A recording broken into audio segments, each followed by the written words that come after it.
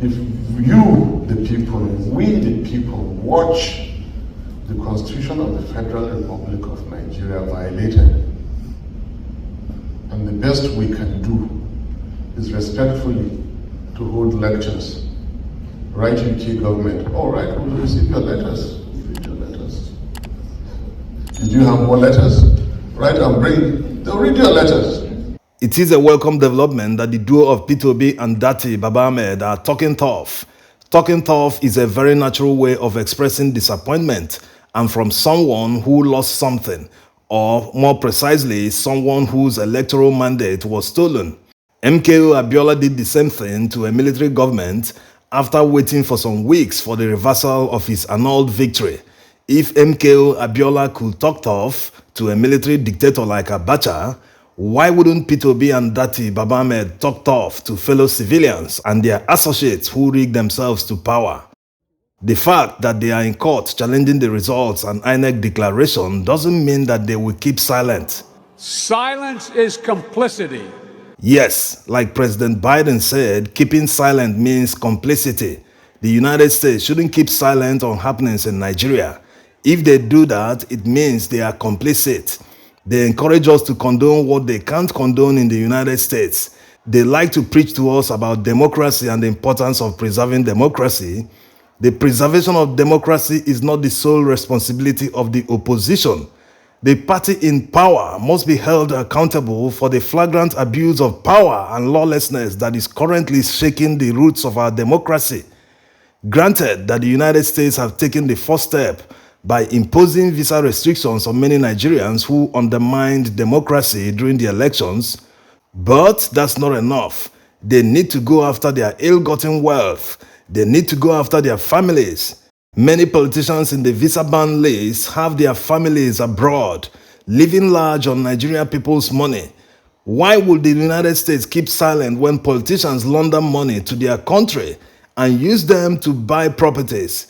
If they continue keeping silent, that means they are encouraging them. And the United States cannot be sanctioning those that rigged the election in Nigeria with their left hand and embracing them with their right hand. Every country should be protecting their interests. Yes, that's what the United States is doing. There's nothing wrong with it. But they shouldn't be pretentious about it. They cannot, on one hand, preach to us about how important the preservation of democracy is, and on the other hand, embrace desperate politicians who undermine democracy in Nigeria. That is simply deceptive. There's no peace without justice. The peace of the graveyard that is seen in Nigeria today is because Nigerians have put their hope on the judiciary to do the right thing, so that democracy will truly be preserved. In any case, that they do not do the right thing and reverse the heist that was committed on the Nigerian people, that will spell the end of democracy in Nigeria. It might also lead to massive protests and anarchy. Of course, everyone knows the implication. Hardship and suffering will increase, leading to massive increase in poverty. It will also lead to many professionals leaving the country for greener pastures in Western countries. Unless this is the ultimate aim of the United States, if not, one wonders why they have been busy cutting election riggers in Nigeria. The United States should also make the list of people facing visa restrictions public. That alone will put a check on the attitude of those in power. Another thing the United States should do to be seen as working for the preservation of democracy in Nigeria is to use their influence and power to expose and repatriate monies and properties linked to Nigerian politicians. A lot of career politicians in Nigeria have never worked outside government, but they are stupendously rich. They have laundered their questionable funds abroad and invested in properties like recently revealed by Bloomberg, that about 20 homes were bought by Tinubu and his associates in the United Kingdom when he was governor of Lagos State. He even bought a mansion that Nigerian government under Buhari was seeking to seize from the associate of Diezani, the former petroleum minister. Some are giving excuses that he bought it from a bank, not from the guy in question. Why must it be a mansion that Nigeria is seeking to recover? And Buhari even visited him in the same mansion.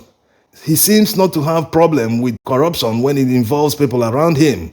These guys do not believe in Nigeria. Why will they be laundering money abroad to buy properties? What happened to investing the money in Nigeria they claim to love? Now, let's hear Yusuf Datti Baba Ahmed, the vice presidential candidate of the Labour Party, who spoke in London with the likes of Dele Farotimi, Charlie Boy, David Hundeyin, and others. He spoke in a pro-democracy event they organized, Nigeria on Trial, Does Democracy Matter? Thanks Bolanle for posting the clips. Bolanle is seen here with Charlie Boy. Datti Baba Ahmed used the opportunity to reiterate that Nigerians shouldn't stand by and allow politicians to do irreparable damage to our democracy. Keeping silent means complicity. Let's take a listen. And without going into so much comparison, because I'm speaking in general terms, I'm not speaking about the 2023 elections now. So no minister will fly to New York and make any allegations against me. If you recall that 80s into the late 90s, there was this genuine globalization of democracy around the world. But then there is a certain part of the world with very old, rich culture and history, namely the Middle East. I'm speaking about the constitution that has provided how the judiciary shall exist, the armed forces shall exist, the Nigerian police shall exist, the National Assembly shall exist. I'm speaking about the Nigerian constitution, which says what must happen for there to be a validly elected president. Nigerians, our destiny is ours. You can't come here and scare the UK that refugees will come. Yes, they come from everywhere. A few more from Nigeria doesn't make a difference. That's not how to motivate them. Go and practice your democracy, and we'll meet you somewhere and make it work.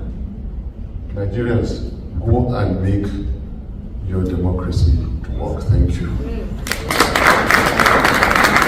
Yes, the opposition should be talking tough, even in the face of threats of arrests and prosecution. No one can take away the right of free speech from anyone. It wasn't possible during the military dictatorship. It isn't possible now. Also, it seems that the rumor is true after all that Buhari is actually in the United Kingdom lobbying for the acceptance of Tinubu and the electoral heist that they committed on February 25th, 2023. So they are actually matching them pound for pound. As can be seen here, the members of Diaspora Action for Democracy handing over election petition letter to the Prime Minister of the United Kingdom. The Tories have more problems to worry about because of the massive losses they had in recent local elections. The United Kingdom is actually a major enabler of the problem we have, but let's save that for another video. You have heard them say we don't have structures. That is the structure we're trying to destroy. Structure of criminality. Peter Obi is also talking tough. When people heard what Peter Obi said at the book launch in Oka, he said that he is sure that he must be the president of Nigeria. If not today, it must be tomorrow. A lot of people had every reason to doubt this kind of statement being credited to Peter Obi by Nigerian newspapers because Peter Obi is a meticulous, calculated person. Most of the words that come out of his mouth are filled with wisdom. Making this kind of statement with 100% certainty, many people will be asking, what is giving him the confidence? Look at it this way. It's an educated guess anyway. No one can get into a man's mind to know exactly what he's thinking. But Peter Obi using the word must in a sentence means he's being assertive with utmost certainty. He's sure that he won the election having seen all the figures. He knows that the majority of Nigerians voted for him and that he won the election. Never mind the fact that INEC announced Tinubu. So he's making a positive assertion that he is expecting the court to do the right thing and declare him winner. This is where the word must is coming from. The winner of the presidential election must become the president. And his second statement, if not today, it must be tomorrow. This means that the fact that INEC didn't declare him winner today doesn't mean the tribunal won't declare him winner tomorrow. Peter Obi has gone philosophical. He's a philosopher anyway, before being a trader, like he likes to call himself. The fact that Nigerians aren't protesting the outcome of the presidential election doesn't mean that they've accepted the results as reality. They are just waiting for the tribunal to return their mandate to them, because it will be nearly impossible for them to do otherwise or pass judgment based on technicality. A lot of judicial precedents will be their guide when they deliver judgment, and they should keep their promise of looking at every matter based on its merit. Tomorrow is already here, the 17th May 2023, the day for the continuation of hearing on Peter Obi and Labour Party's petition. As usual, we will be bringing you summary of the hearing at the Presidential Election Petitions Tribunal. Thanks for watching.